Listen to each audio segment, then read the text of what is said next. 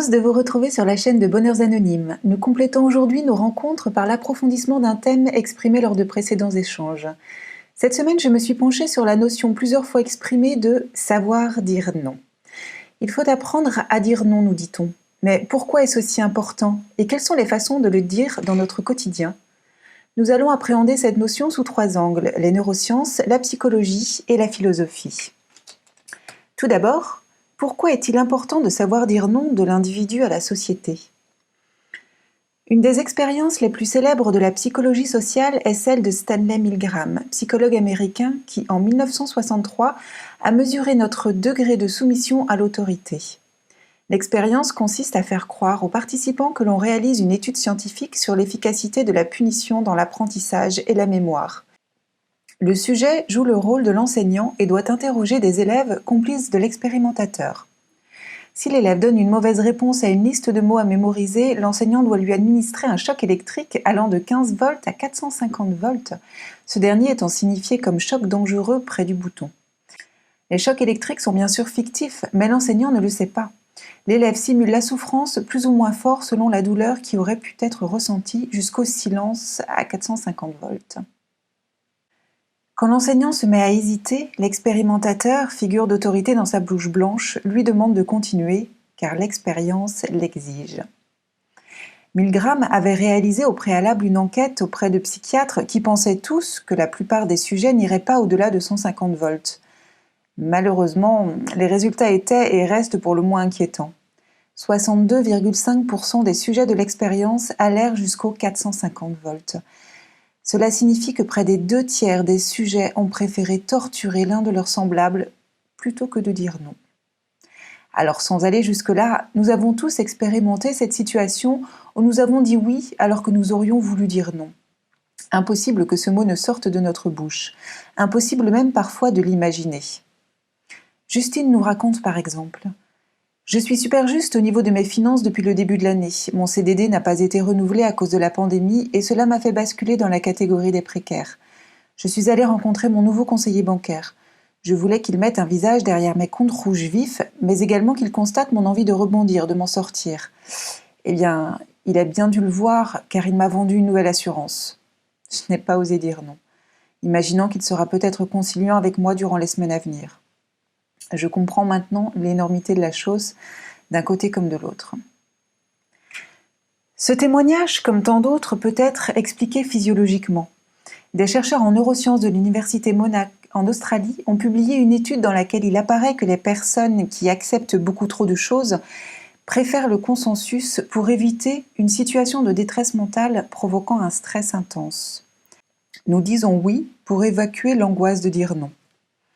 Lors des IRM dans le cerveau des personnes qui imposent leurs pensées alors que ce n'est pas habituellement leur façon de faire, les régions les plus stimulées sont celles du cortex préfrontal médian où naît le raisonnement et le cortex insulaire, lieu de la conscience et de la dépendance. Ces 2 régions provoquent ensemble un message d'anxiété, comme si la personne ne se sentait pas autorisée à penser par elle-même. Comme s'il y avait un conflit entre la dépendance à notre genre humain et notre capacité à raisonner.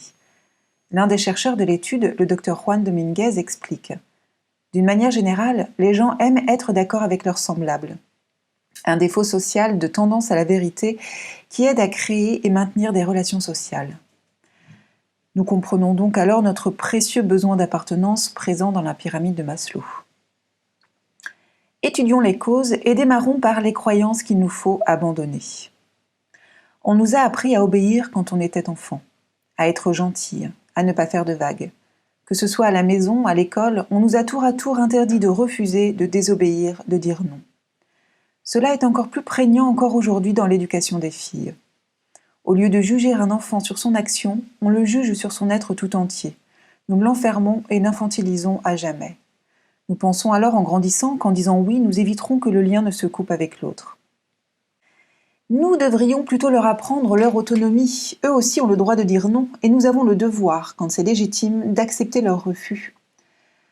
Nos croyances sont donc bien ancrées depuis notre plus jeune âge. Nous pensons parfois que de dire non est un manque de considération, voire une volonté de nuire, fruit d'un esprit obtus. Mais ce n'est pas interdit, ni agressif, ni mal de dire non. C'est même la seule façon de ne pas s'abandonner.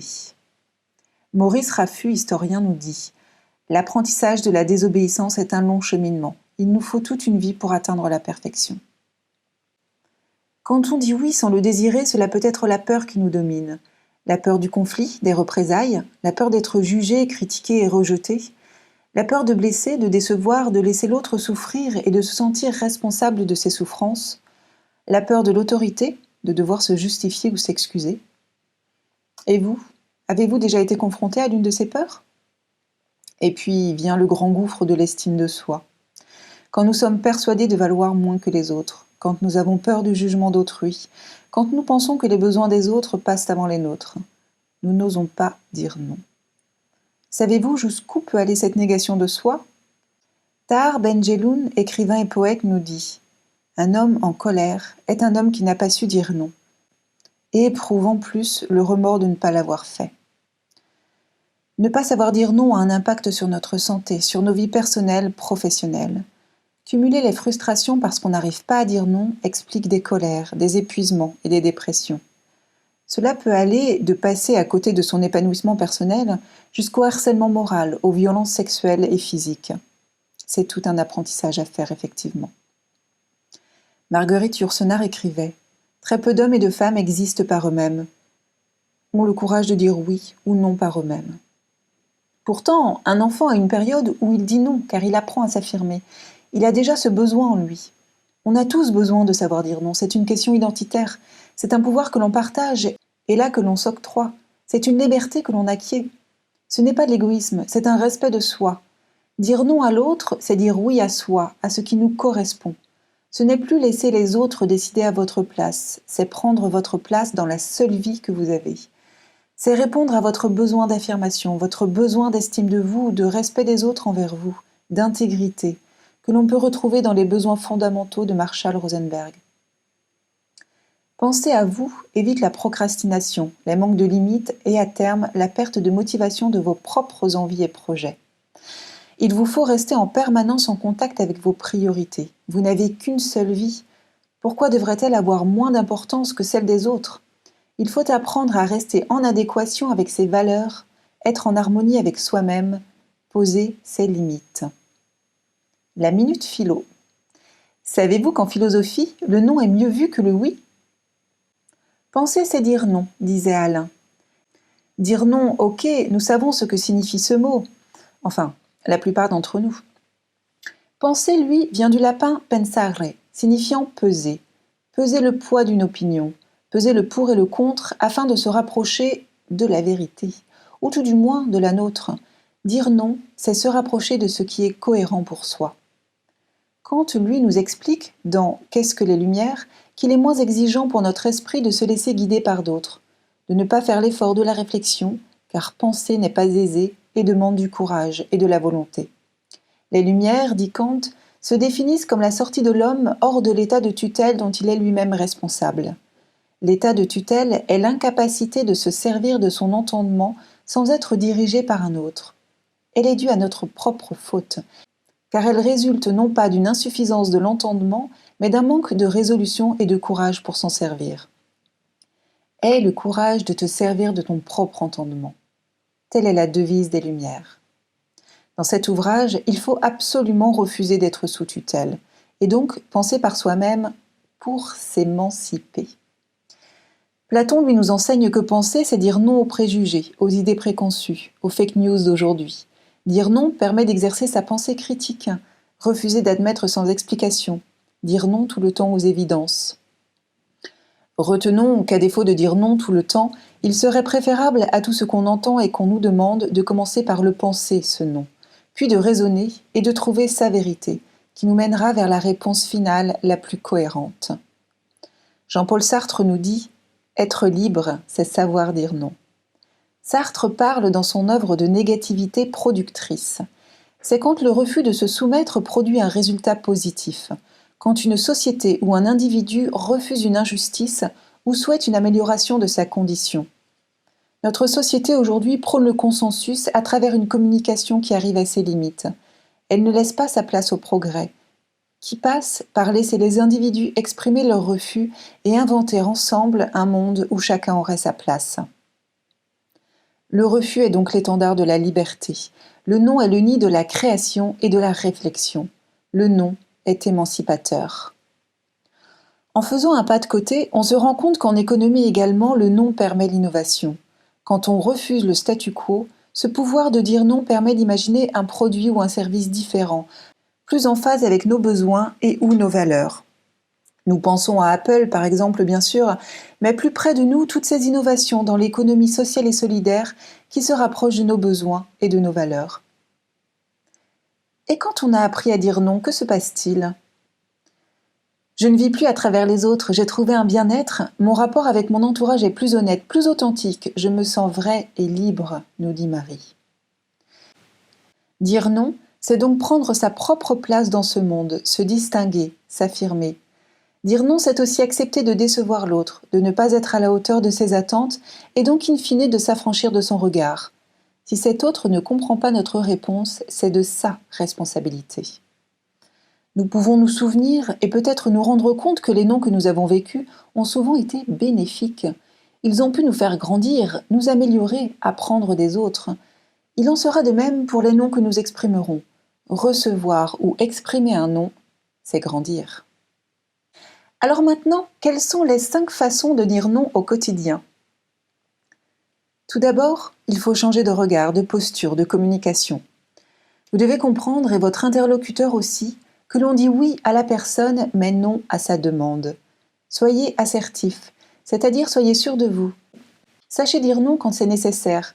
Soyez capable de respecter vos désirs, vos besoins, en tenant compte des besoins de l'autre sans le blesser ou lui nuire. En exprimant par exemple « Je comprends ton point de vue, mais je ne peux pas ou ne veux pas ».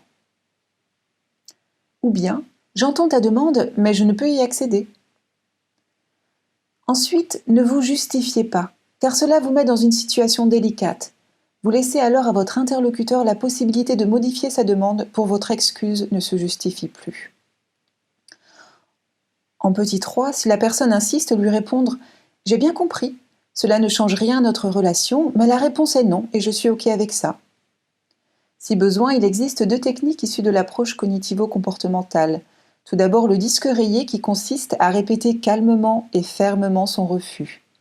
Et l'écran de brouillard qui permet de couper court à toute discussion.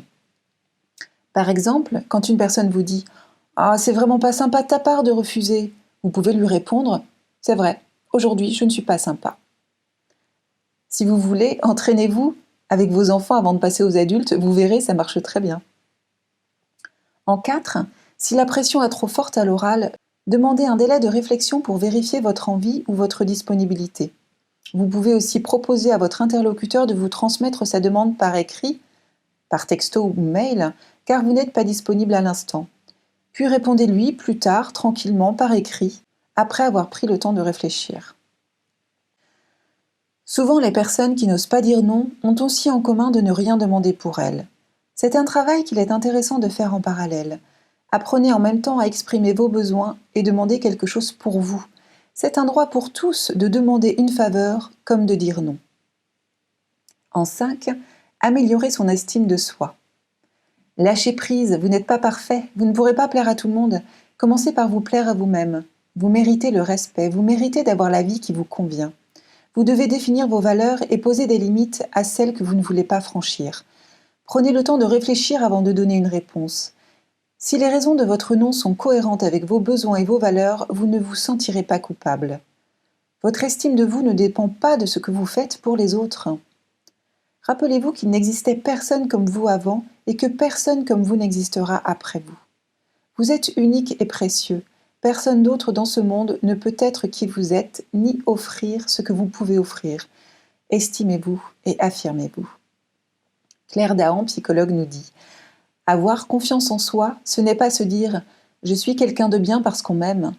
C'est pouvoir se dire « ce n'est pas grave si on ne m'aime pas, car je sais qui je suis ».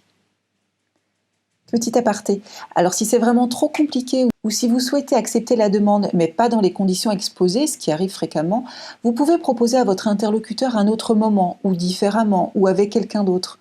Par exemple, je ne peux pas répondre à ton besoin, peut-être quelqu'un d'autre est-il plus disponible, ou bien après-demain j'ai une plage horaire de libre, ou bien oui pour ta demande mais sur un autre projet ou un autre dossier, ou bien oui pour te voir, mais pas à cet endroit. Voilà, j'espère que ces conseils vous seront utiles. Je vous glisse un livret à télécharger dans la description pour approfondir le sujet et vous proposer quelques exercices pour vous entraîner. Aidez-nous à diffuser cette vidéo à un plus grand nombre de personnes, likez-la et abonnez-vous à la chaîne. Vous pouvez aussi nous soutenir sur Tipeee, le lien se trouve également dans la description. Si vous aussi vous souhaitez approfondir une thématique en particulier, postez un commentaire sous la vidéo. On se retrouve mardi prochain à 18 h pour une nouvelle rencontre. D'ici là, soyez heureux!